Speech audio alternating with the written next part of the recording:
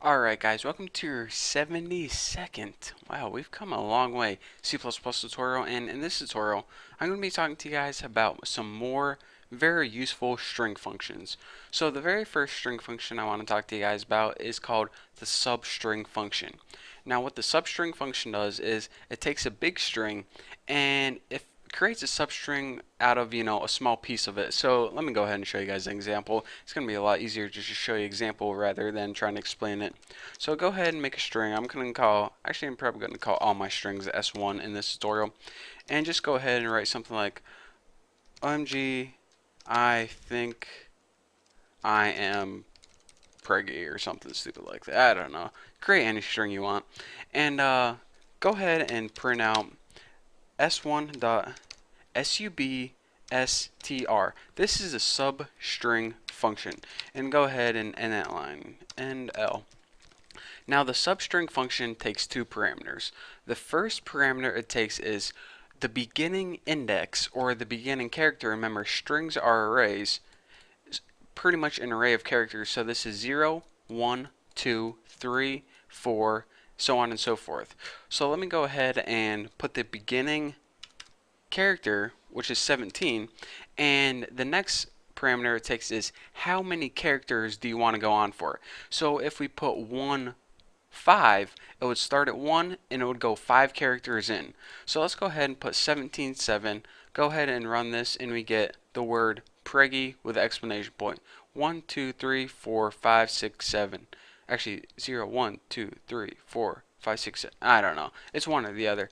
But anyways, the substring method is basically what character do you want to begin in, and this is the 17th character, and if we count 7 characters, 1, 2, 3, 4, 5, 6, 7, that is how many characters is included in the substring. So basically, the substring function is how to create a smaller string from a bigger string. Definitely useful whenever you want to create a smaller string from a bigger string. Now after this, I want to teach you guys about another function, and that's called the swap function. Now might be, if you're working a lot with sorting lists or how to sort arrays, you're going to be using this function a ton.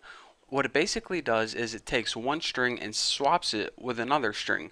So let's go ahead and put string 1, and we'll make this one, make it something that begins with A, like apples. And we'll put string 2, and what this one does is we'll make this one like beans. Good enough. And what we can do first is just print out the strings to verify that they are indeed working correctly. So 1, and then we'll print out 2, and we'll go ahead and end that line. So what this line is going to print out apples, beans, and I'll add a space after this. And now what we can do is I want to show you guys what the swap function is and how it works. The first thing you need is a string to apply it to, and I'm going to apply it to string 1. Now go ahead and call swap on this. Now it always needs to take a parameter, and that's what string do you want to swap with it, and we want to swap string 2 with it. So we're basically saying, alright, swap beans with apples, and now string 1 contains beans and string 2 contains apples. So if you go ahead and print this out again, let me just go ahead and copy it and print it out again and build and run it. The original strings were apples and beans, but now it took the contents or values of them and flip-flopped them. So now string 1 contains beans and string 2 contains apples. Again, this is very useful whenever you're sorting. Usually you're going to run through a huge while loop and you're going to be like, alright, if this value is greater than this value, then swap them. If not, leave them the same. And by the time you get to the end of the loop, everything's in a nice, neat order. So that's your basics of how to sort things. But again, let's go ahead and delete this. And again, one last time, none of these things are really confusing, but they're definite functions that we need to know. That's why I'm going to be covering this explicitly, because these are functions that you shouldn't have to look up in a resource or reference guide. These should be functions that should be stuck in your brain. So the last function I want to cover in this tutorial is the find function. Now, like I said, I want to repeat this one last time.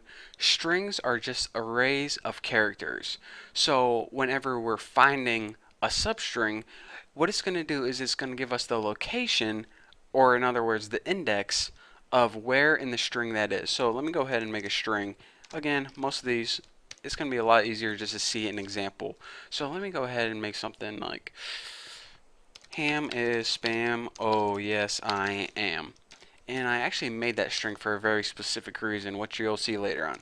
So go ahead and see out s1.find am. And now, let me go ahead and end that line.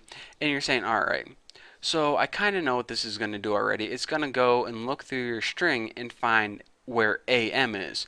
But check it out. We have this one right here, and this one right here, and this one right here. So let's go ahead and build and run this and see what one it returns. And I forgot to do something and add a less than sign right there. So let's go ahead and build and run this again, and it's going to say 1.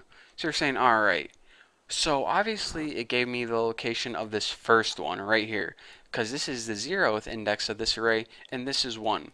So what it basically does is it gives you the starting location of the first found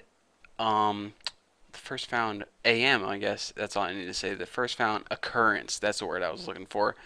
So even though there are 3 occurrences in this string, it's going to loop through it and it's only going to return to you the first occurrence of this. So remember that whenever you're using find, it doesn't give you, 1 and 10 and 19 or whatever the heck these are.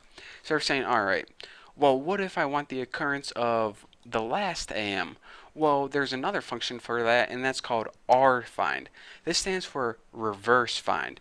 You know how whenever you're finding, a substring such as am in a bigger string, is going to start at the beginning and it's going to work left to right. Well, what reverse find does is it works right to left, just like that, and it's going to go right to left and it's going to look for am. So it's basically going to give you the last occurrence of am, which let's go ahead and print this out, and that is 21. So if we can see, this is 1, 2, 3, 4, 5, 6, 7, 8, 9, 10, 11, 12, 13, 14, 15, 16, 17, 21, right like that. As you can see, this 21st index, in other words, this one right here, is the first location of the last AM.